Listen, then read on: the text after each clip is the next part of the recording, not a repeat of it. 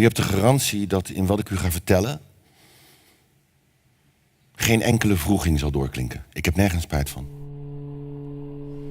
Misschien zal ik tegen het einde wel over de schreef zijn gegaan, maar in die fase was ik ook niet echt meer mezelf.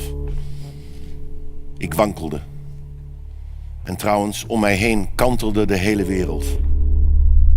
Als u bent geboren in een land en in een tijd waarin niemand uw vrouw en kinderen komt vermoorden, en waarin niemand u komt vragen andermans vrouw en kinderen te vermoorden, dan heeft u geluk. Dat geluk heb ik niet gehad. Maar dat maakt u nog niet tot een beter mens. Zodra u zo hoogmoedig bent om dat te denken, wordt het gevaarlijk.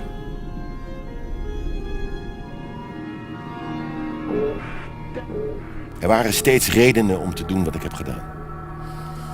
Goeie of slechte, ik weet het niet. Maar in ieder geval menselijke redenen. Zij die doden zijn mensen, zij die gedood worden ook. Dat is het verschrikkelijke. U kunt nooit zeggen, ik zal niet doden. U kunt hooguit zeggen, ik hoop dat ik niet zal doden. De hoop die ik had, is de grond ingeboord.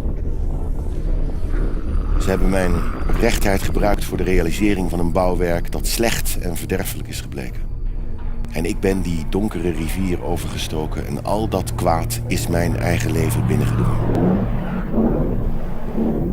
Ik ben een mens zoals andere mensen. Ik ben een mens zoals u. Ik zeg het u.